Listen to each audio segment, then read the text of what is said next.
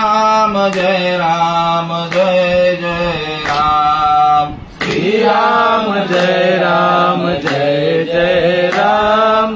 श्री राम जय जय राम। श्री राम जय जय राम। श्री राम जय जय राम। श्री राम जय जय राम। श्री राम जय जय राम। रघुपति राघव राजा राम। पतित पावन सीताराम। रघुपति राघव राजा राम। पतित पावन सीताराम। जपले तू प्यारे प्यारा नाम। श्री राम जय जय राम। जपले तू प्यारे प्यारा नाम। श्री राम जय जय राम। मुकुंद मुरारी राधे श्याम। भजले तू प्यारे ये प्यारा नाम। मुकुंद मुरारी राधे श्याम। भजले तू प्यारे प्यारा नाम। श्री राम जय जय राम। श्री राम जय जय राम। श्री राम जय जय राम। श्री राम जय जय राम। हरे राम राम राम हरे हरे। हरे कृष्ण राधा कृष्ण हरे हरे। हरे राम राम राम हरे हरे। हरे कृष्ण राधा कृष्ण हरे हरे। पुंडरी कवर्दय हरि विठ्ठल श्री ज्ञानदेव तुकाराम पंढरीनाथ भगवान की जय। माऊली ज्ञानेश्वर महाराज की जय। सद्गुरुनाथ महाराज की जय। जगद्गुरु तुकाराम महाराज की जय। शांती ब्रह्म एकनाथ महाराज की जय। भक्त शिरोमणी नामदेवराय महाराज की जय। आदिशक्ती मुक्ताई माते की जय। सच्चिदानंद सद्गुरु श्रीपाद बाबा महाराज की जय। सच्चिदानंद सद्गुरु रामदास बाबा महाराज की जय। सच्चिदानंद सद्गुरु नारायण बाबा महाराज। सच्चिदानंद सद्गुरु रोहिदास बाबा महाराज। सच्चिदानंद सद्गुरु नाना बाबा महाराज की जय। सच्चिदानंद सद्गुरु सोमासे बाबा महाराज की जय। सच्चिदानंद सद्गुरु शनि बाबा महाराज की जय। अवधूत चिंतन श्री गुरुदेव दत्त गोपाल कृष्ण भगवान की जय। रामदेवी माते की जय। हर महादेव। गणपती बाप्पा मंगल मूर्ति साधु संतन की जय। ओम नमो जय आद्या वेद प्रतिपाद्या। जय जय ससंवेद्या आत्मरूपा। देवा तुची गणेशु सकळार्थमती प्रकाशु। म्हणे निवृत्तीदासु अवधारी दोषी। आता अभिनव वाग्विलासिनी। जय चातुर्य कला कामिनी। जय शस्त्रा विश्वमोहिनी। नमिली मिया मज हृदयी सद्गुरु। जेणे तारिलो हा संसार गुरु। म्हणून विशेष अत्यादरू विवेकावरी। गुरुर ब्रह्मा गुरुर्विष्णू गुरुर्देव महेश्वरः। गुरुर साक्षात् परब्रह्म। तस्मै श्री गुरुवे नमः। श्रीपाद रामदासनाथं गुरुराजवर्यं। मुमुक्षूणां दानज्ञदास्यं। कोटिक्षेत्रे निवासिनं तं नमामि वेदविद्यान् वरिष्ठम्। दयाच्या संततीने विराग झाला। मनोदरीचा दडभास केला। साक्षात परमात्मा मज भेटविला। विष्णू कसा मी सद्गुरु पादुकेला। गुरुराया गुरुराया गुरुराया गुरुराया माझे। मस्तक तुमचे पाया माझे। मस्तक तुमचे पाया श्रीपाद बाबा रामदास बाबा नारायण बाबा रोहिदास बाबा नाना बाबा सोमासे बाबा शनी बाबा श्रीपाद बाबा माझे मस्तक तुमचे पाया माझे मस्तक तुमचे पाया गुरुराया गुरुराया गुरुराया गुरुराया माझे मस्तक तुमचे पाया माझे मस्तक तुमचे पाया। सर्व बसलेले वारकरी टाळकरी माळकरी शाळकरी गावकरी कीर्तनकार प्रवचनकार कथाकार आणि घरातील सर्व ज्येष्ठ श्रेष्ठ आप्तेष्ट नातेवाईक या सर्वांच्या चरणी सप्रेम जय हरी करून सेवेला सुरुवात करत आहे। ज्ञानेश्वरी अध्याय 12वा आणि 12व्या अध्यायातील 135 आणि 136 क्रमांकाची ओवी। येणे फलत्यागे सांडे ते ते कर्म न विरुडे एकेची वेळे वेळू झाडे वांजे जैसे तैसे येणेची शरीरे शरीरा येणे सरे आणि किंबवना येर धारे शिरा पडे। ओवीचा भावार्थ तसे याप्रमाणे कर्मे करून त्यांचा फलत्याग केला म्हणजे ती कर्मे पुन्हा जन्मास कारणीभूत होत नाही।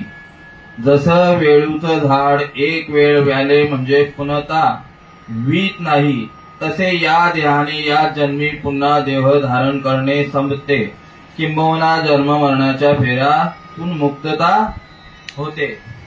हा ओवीचा साधा आणि सुलभ असा अर्थ माऊलींनी सांगितलेला आहे। तत्पूर्वी ज्या बाळाच्या कोणत्याही गोष्टीला कार्याशिवाय किंवा कारणाशिवाय कार्य घडत नाही आणि आपल्यातून कुमार वेदांत ज्ञानदेव पाटील यांना देवाज्ञा होऊन आज 10 दिवस झालेले आहेत आणि त्या प्रित्यर्थ माझ्याकडे ज्यांनी या सेवा करण्याचं ज्यांनी मला अनुमोदन दिलं असे असणारे माझे गुरुबंधू आणि गुरुवर्य अनंतबाबा पाटील आणि त्यांचे चिरंजीव अमित महाराज पाटील यांनी फोन करून सांगितलं की भाऊ सेवा करायची आहे आणि साधू संतांच्या न्यायाप्रमाणे सांगायचं झालं तर सेवके सांगितले काम येते मितूपण कामा नये। कशामुळे सेवा करायची आहे तर साधू संतांचा निरोप आलेला आहे। तुका म्हणे मज धाडिले निरोपा आणि मार्ग आहे सोपा सुखरूप। हा निरोप सर्वांपर्यंत पोहोचवण्यासाठीच माऊलींचा जन्म झालेला आहे। कोणचा अनादी काळापासून जे शाश्वत ज्ञान कुठेतरी लोपत चाललेलं होतं। पूर्वी हे ज्ञान कोणी कोणाला सांगितलं? श्रीकृष्ण भगवंताने अर्जुनाला सांगितलं, उद्धवाला सांगितलं, सूर्याला सांगितलं, मनुला सांगितलं, इक्ष्वाकुला सांगितलं आणि तदनंतर ते कुठल्या युगामध्ये तर द्वापार युगामध्ये सांगण्यात आलेले हे ज्ञान आणि कुठेतरी हे ज्ञान लोपत चाललेलं म्हणून माऊलींचा अवतार झाला। लोपले ज्ञान जगी हित नेनती कोणी अवतार पांडुरंग नाम ठेविले ज्ञानी। माऊलींनी या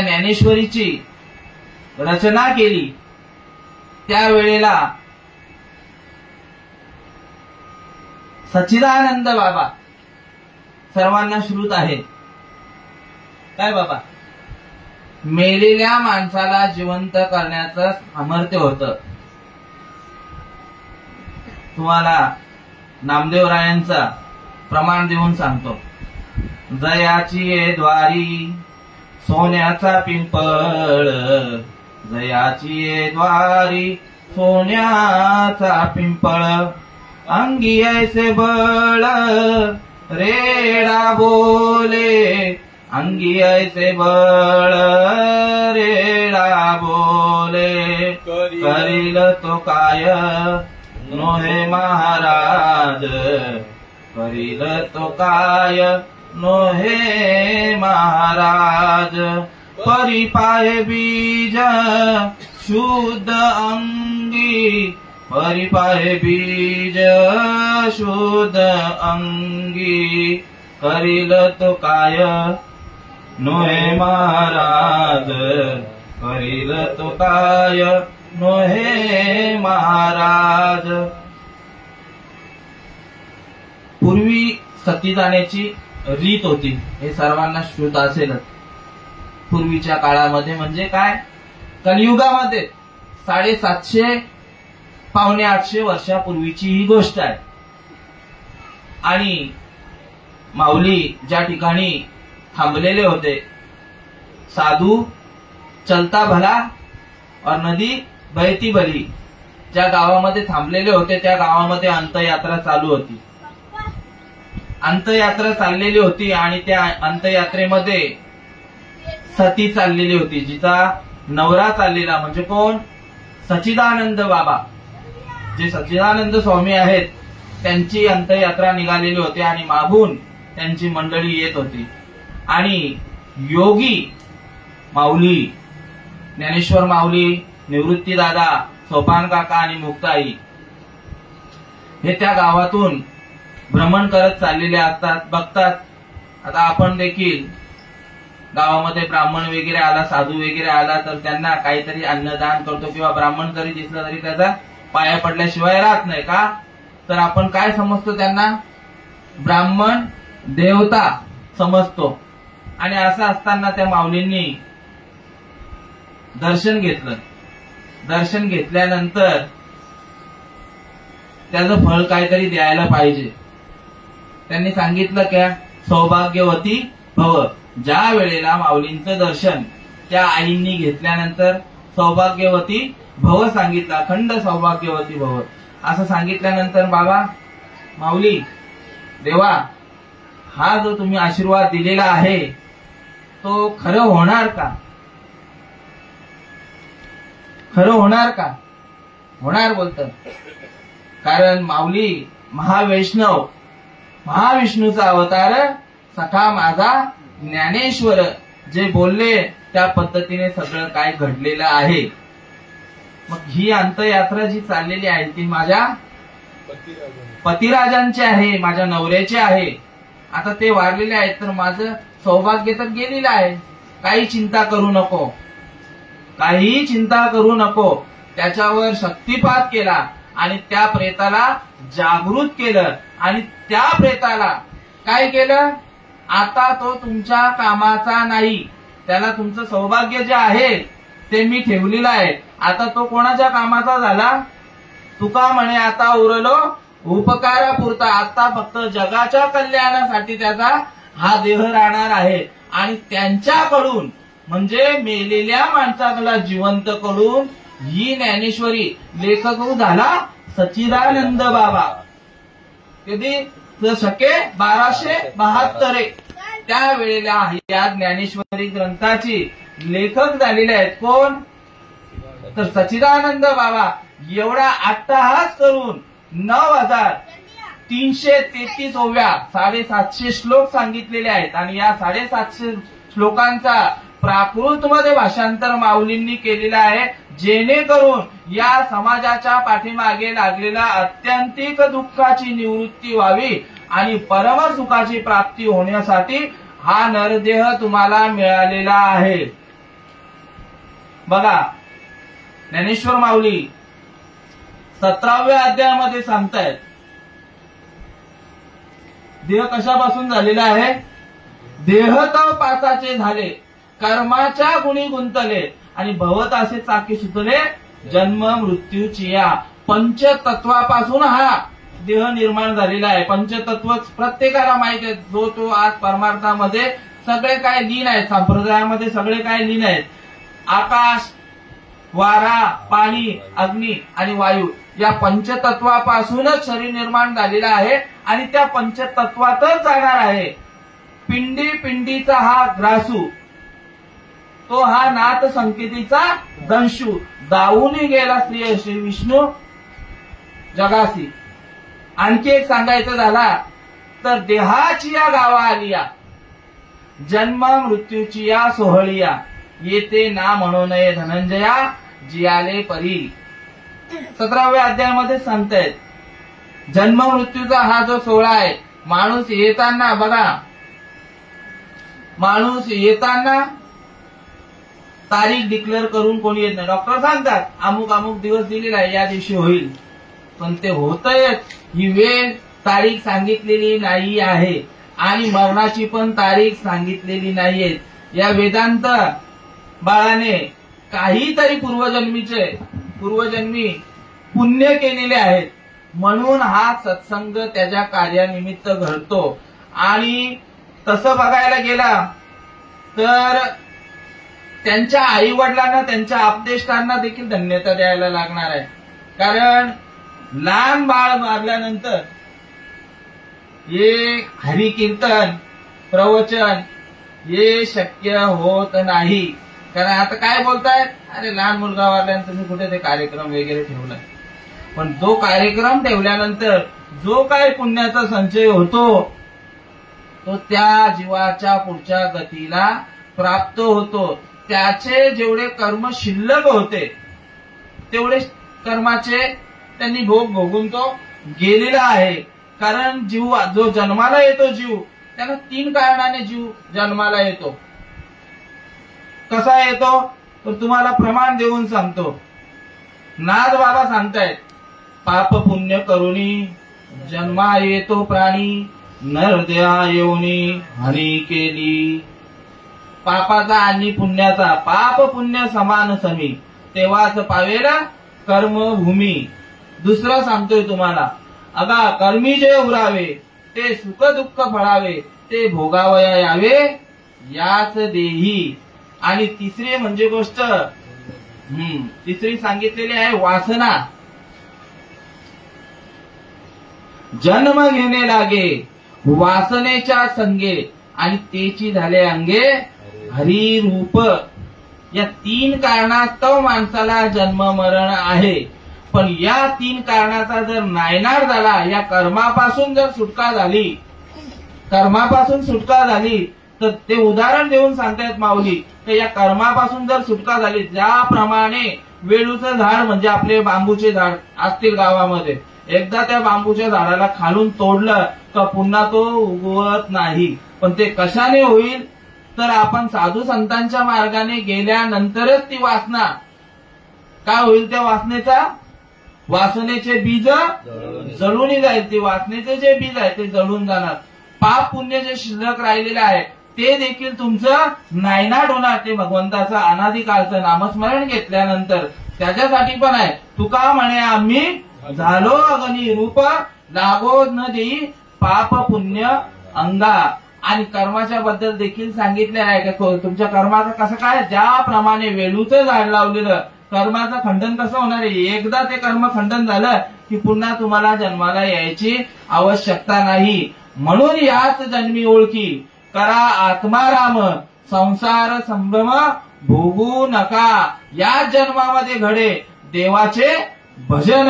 हाच देह फक्त मिळाले आहे. तैसे येण्याची शरीरा येणे सरे, किंबवना येर झारे चिरा पडे.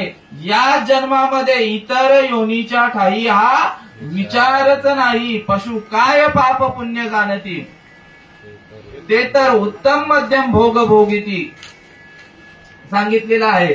तरी देखील पशुला एवढी धन्यता दिलेली आहे, माणसापेक्षा धन्यता दिलेली आहे. कशामुळे दिलेली आहे तर पशु का होत पनैया, नरका कुछ नाही होय. बघा कसं सांगतायत कबीर महाराज.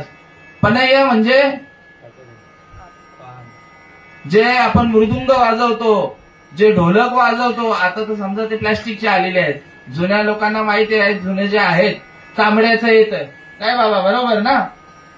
ते कशापासून तयार होतं, तर पशुच्या कातड्यापासून तयार होता. असं कबीर महाराज सांगतात की पशु का होय पनय्या, नर का कचू नाही होय. जो मनुष्य देह आहे, मनुष्याच्या चामडीचं काही बनवलेलं आहे का, चपला बनवलेल्या आहेत का, काही कुठली गोष्ट, म्हणजे इतका नाशिवंत देह सांगितलाय. हा देह नाशिवंत, मळमूत्राचा बांधा, वरी चर्म घातलेसे कृमी कीटकांचा सांधा, असं सांगितलेलं आहे.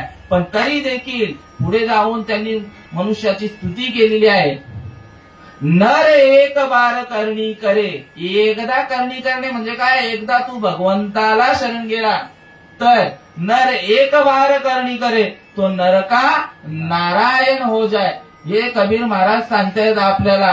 कारण या इतर योनीच्या ठाई हा विचारच नाही. याच योनीमध्ये म्हणजे शेवटची पाळी मनुष्य जन्म आणि चुकलिया वर्म फेरा पडे. हा नरदेह मिळालेला आहे ना, आता हा नरदेह मिळालेला आहे, पुन्हा नरदेह मिळेल का. शेवटची पाळी सांगितलेली आहे.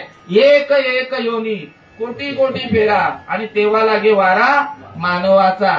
एक एक योनी कशी करून आलेलो आहोत आपण, 1,83 कोटी 83 लक्ष 99 कोटी 99,999 एवढ्या योनी आपण भोगून आलेलो आहोत.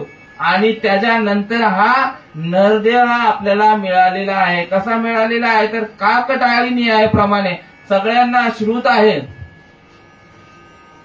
पुन्हा जन्म मिळणार नाही.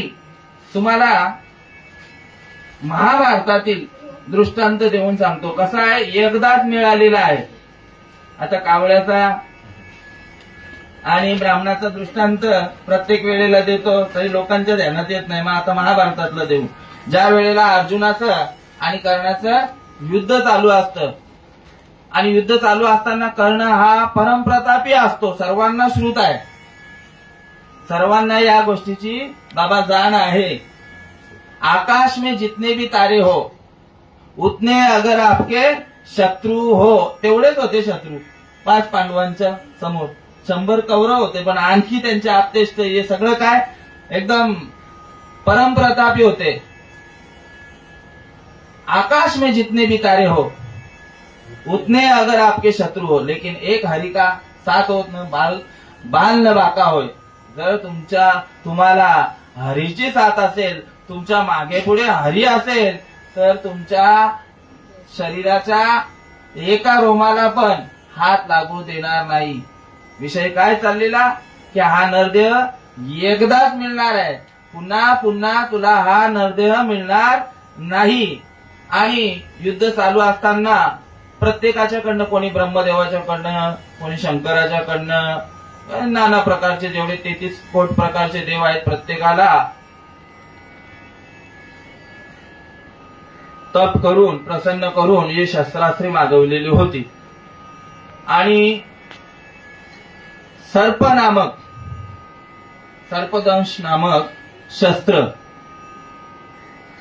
हा स्पेशली फक्त अर्जुनासाठी ठेवलेला होता राखीव कोट्यात. कारण त्या शस्त्राला तोड नव्हती. आणि युद्ध चालू असताना भीमाचा पुत्र घटोत्कच जो आहे, भीमापेक्षा पराक्रमी, भरपूर आवाढव्य असं रौद्र रूप धारण केलेलं बाबा. आणि त्या वेळेला युद्ध चालू असताना श्रीकृष्ण भगवंतांनी सांगितलं की हा एकटाच बस आहे, यांना घटोत्कचाला पाठव. लहान मुलगा आहे, त्याला कुठे आपण जाऊ ना अगोदर, तुम्हाला प्रताप माहिती नाही, जा. आणि सळो की पळो करून ठेवतात. नाही भीष्माचार्याचा रथ ठेवत जागेवर, नाही द्रोणाचार्याचं, कृपाचार्याचं, सगळ्यांचे रथ प्रत्येक सैन्याला असं हाताने घेऊन कोणाला इकडे फेकतोय तिकडे फेकतोय, तसंच चालू होता. आणि हे सर्व कोण बघत असतो, दुर्योधन बघत असतो. दुर्योधन बघत असतो आणि कर्ण देखील बघत असतो की याला कोणत्या शस्त्राने याचा संहार करता येईल, आणि जो संहार करायला शस्त्र ठेवलेला होता तो राखीव कोठ्यातला आहे.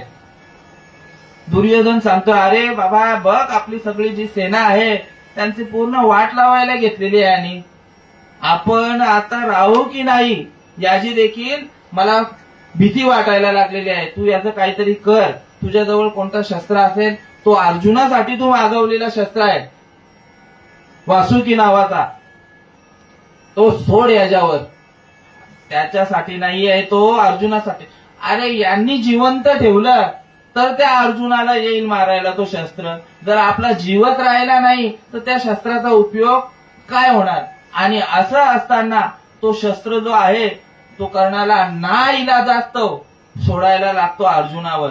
आणि त्यावेळेला श्रीकृष्ण भगवंत जो रथ आहे, तो जो रथ आहे तो काय करतात, जमिनीमध्ये घालतात रथ.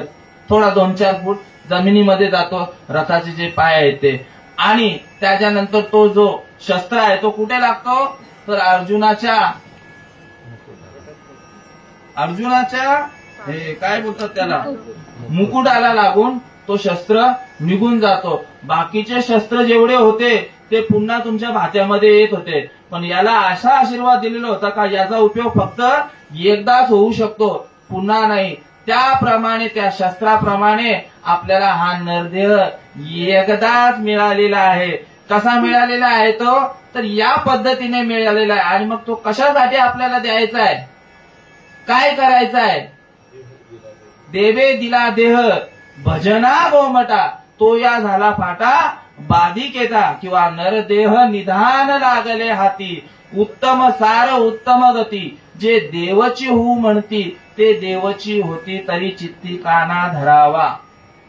आपण आलोय कुठून, आला असं कोठुनिया, जाशी कवणे रे ठाया, घरदार तुझे नाही अवघी लटकीच माया, सावध होय बापा काळ लागलाय मापा.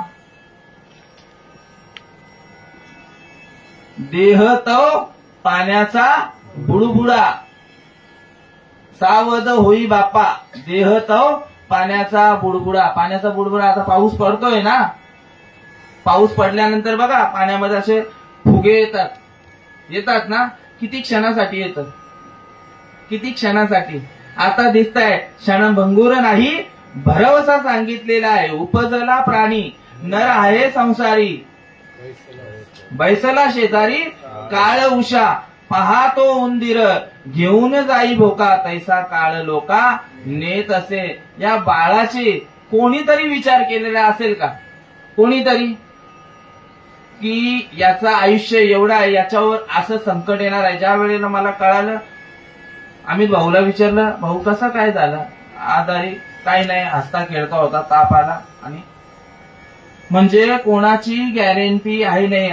आजा मेला पंजा मेला, बाप मसना गेला, देखत देखत नातू पंतू तोही तैसा झाला. सगळ्या काय गोष्टी आपल्याला समजताय. मग इति कर्तव्य काय आहे आपलं, आपण देवाचे अंश आहोत. हे सांगितल्यावर समजत नाही, देव कोणीतरी वेगळा आणि मी कोणीतरी वेगळा, आणि हे दिसतंय ना ते कोणीतरी वेगळं. हे दिसतंय ती सगळी माया आहे. येरती माईके दुःखाची जनती, नाही आधी अंती अवसानी. मग त्याच्यासाठी हे दुःख घालवण्यासाठी आपल्याला कुठेतरी सुखी व्हायसाठी काय सांगतात पहिल्या चरणामध्ये, की आपुला तो एक देव करूनी घ्यावा, तेने विना जीवा सुख नोहे. येरती माईके दुःखाची जनती, नाही आधी अंती अवसानी. कसा आहे हा संसार सांगितलाय, दुःख बांधवडी आहे हा संसार, सुखाचा शेजार नाही कोठे.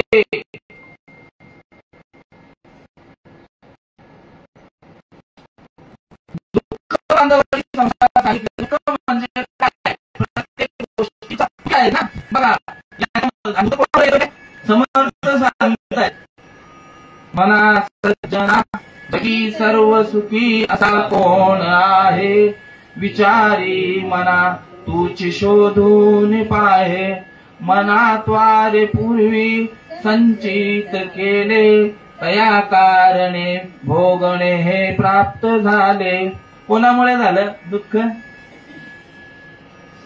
आपल्याच मुळे ना.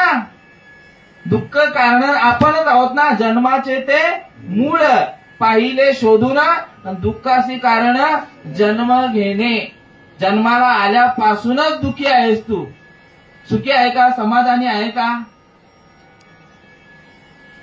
किती कोणीही असू दे, टाटा असू दे, बिर्ला असू दे, आणखी अंबानी असू दे, आणि आता अडाणी असू दे, समाधानी आहे का? प्रत्येकाला काही ना काही मायेची ओढ आहे. अरे रावण जो आहे, रावणाची एवढी संपत्ती कोणाची नाही आहे, तरी पण रावण मेला, लंका जळाली, तशीच होईल गती. कितीही आम्हा पैसा कमवला त्याच्यात सुख नाही.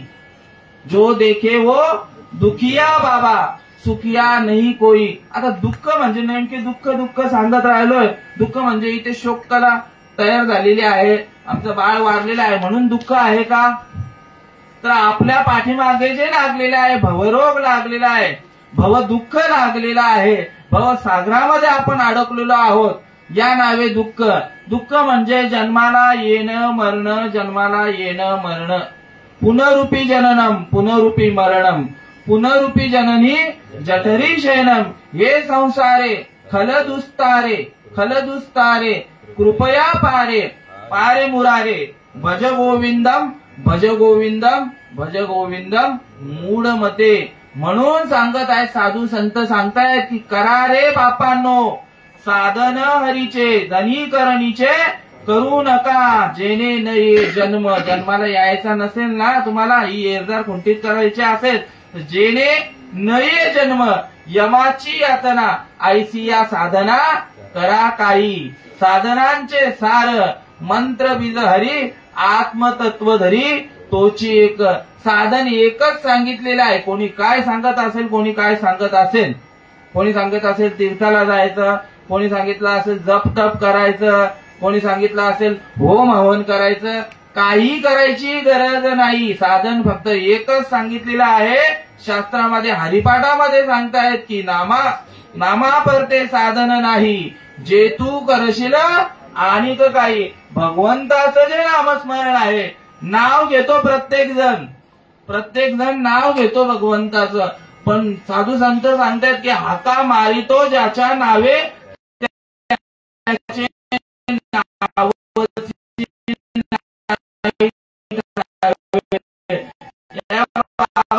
नाव आहे. पण पंडित कुठे आहे तो तत्व स्वरूपाने तशाच्या तसाच आहे. फक्त पंचमहाभूतांमध्ये विलीन झालेले आहे. तत्वरूपाने तो तसाच आहे. तत्व म्हणजे काय आहे? आत्मतत्व धरी तोची एक. आणि त्या आत्मस्वरूपाची ओळख करून घेण्यासाठीच हा नरदेह आपल्या ठिकाणी मिळालेला आहे. सगळेजण देवदेव देवदेव करतात, देव देव देव म्हणून. व्यर्थ काय हिंडशी निज देव नेनशी, मुळी कोण देवा नाही रूप, देवा नाही नाव, देवा नाही गाव, कोठे काही ज्ञान देव म्हणे भजा आत्मदेवा, अखंडित सेवा करा त्याची. तो आत्मस्वरूप असणारा भगवंत कुठे आहे? आपल्याच ठिकाणी आहे. त्याचा पत्ता सांगतायत ज्ञानेश्वरीच्या 15व्या अध्यायामध्ये सांगतायत. 15-15-421. एरवी तरी सर्वांच्या हृदय देशी, मी अमुका आहे ऐसी, जी बुद्धीत पुरे हरनिशी ती वस्तुगामी. कुठे आहे तो? तर प्रत्येकाच्या हृदयामध्ये. हा जीव जन्माला यायच्या अगोदर पासून तो इथे आहे. पण कसा आहे तो कसा आहे? तर नैनम छिंदती शस्त्राणी, नैनम दहती पावका, न चैनम क्लेद यंतपो, न शोषयती मारुता. अशा ठिकाणी तो स्थिर आहे. इथे देखील ते चैतन्य आहे. कसं आहे?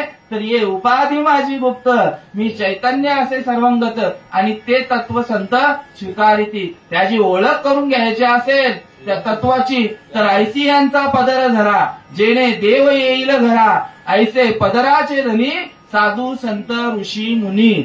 आता ऋषी राहिलेले म्हणजे बघायला भेटत नाही, साधू बघायला भेटत नाही, पण संत अजूनपर्यंत जसेच्या तसे आहेत. बरोबर ना? संत बीज पलटे नाही जुग गए अनंत, हर एक युग में अवतार धरे, फिर भी संतो के संत. म्हणून साधू संतांना शरण जायचं आहे, कारण देवाला शरण जाऊन डायरेक्ट जमणार नाही. आपण जो गावदेवीच्या मंदिरामध्ये पूजा असेल किंवा काही असेल तर मध्यस्थी कोण आहे? आपली जे ओटीचा सामान आपण डायरेक्ट देतो का? काही असेल पूजापाठ काय करतो? ब्राह्मणाच्याकडे देतो. मग ब्राह्मण जे काय असेल मंत्र पुष्पांजली प्रत्येक देवाला आवाहन करून ती पूजा सार्थक करतो. त्याप्रमाणे आपल्याला देवाला शरण जातो आपण. पण देव सांगतोय की संत माझे गुरु, मी तयाचा चेला, आणि त्यांनी तर माझ्या नामाचा विस्तार केला. एका ठिकाणी तुकाराम महाराज सांगतायत की संता विना प्राप्ती नाही, ऐसे वेद देती ग्वाही. किंवा तुका म्हणे किल्ल्या त्या या संता हाती दिल्या. या जन्ममरणाच्या खेपेतून जर तुम्हाला मुक्त व्हायचं असेल तर त्या संतांना शरण जायला लागेल. पण तो संत पण कसे पाहिजेत? ब्रह्मनिष्ठ, श्रोत्रिय, दयाळू, ज्यांच्या शब्दकृपेने, स्पर्शकृपेने, दृष्टीकृपेने त्या साधकाची अवस्था व्हायला पाहिजे. तो भगवंत प्रगट व्हायला पाहिजे. ज्याप्रमाणे नावं नाही ठेवायची.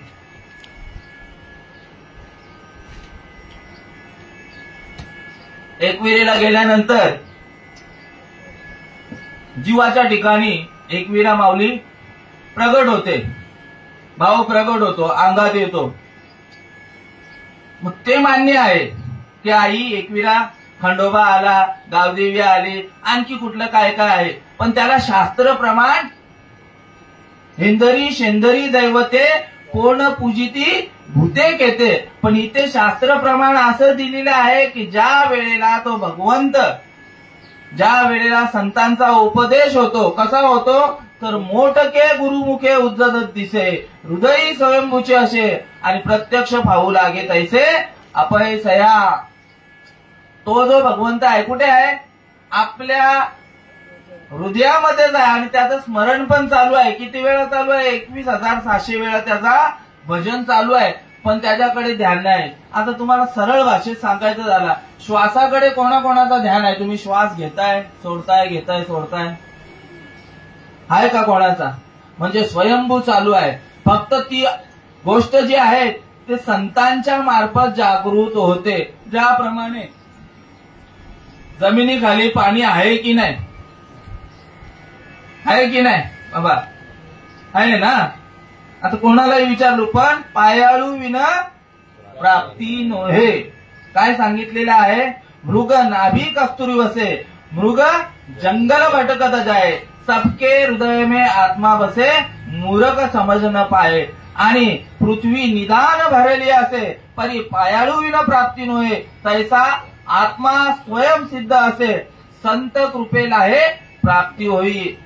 जो आत्मस्वरूप असणारा भगवंत आहे तो प्रगट करण्याचं माध्यम म्हणजे त्या भगवंताचं नामस्मरण आहे. ते नाम कसं आहे? ते नाम कसं आहे? नाव नाही. आता मी तुम्हाला दृष्टांत देऊन सांगितला तर ते नाम कसं आहे? तर संत एकांती बैसले. बोलण्यासारखं नाहीये ते.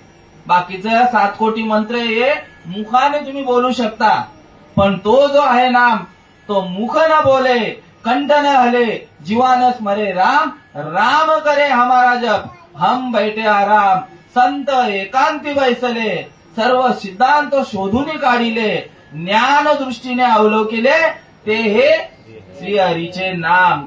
ते प्रगट का नाही करून दाखवल्या? बाकीच्या सगळ्या गोष्टी प्रगट आहेत का? तर आधीच जन हे उद्धट, त्यात गुह्य करू नये प्रगट, मोडतील भक्तीच्या वाटा आणि संतजन कोपतील. आणि त्या नामस्मरणाने, ते नामस्मरण घेतल्यानंतर काय होतं तर नाम घेता उठा उठी, होय संसाराची तुटी, ऐसा लाभ बांधा गाठी, विठ्ठल पायी पडे मिठी. ते नामस्मरण घेतल्यानंतर, नामस्मरण म्हणजे तो अनुग्रह. ज्या वेळेला कीर्तनाच्या माध्यमातून कोणीही कीर्तनकार असला, फक्त बोलाचाच भात, बोलाचीच कळी सेवनिया कोणा तृप्त झालो. माऊलींचं प्रमाण घेतात. काय घेतात? ओम नमो ज्ञानेश्वरा, करुणा करा या दयाळा, आणि तुमचा अनुग्रह लादलो, पवन झालो चराचरी. हा अनुभव कोणाला आलेला आहे?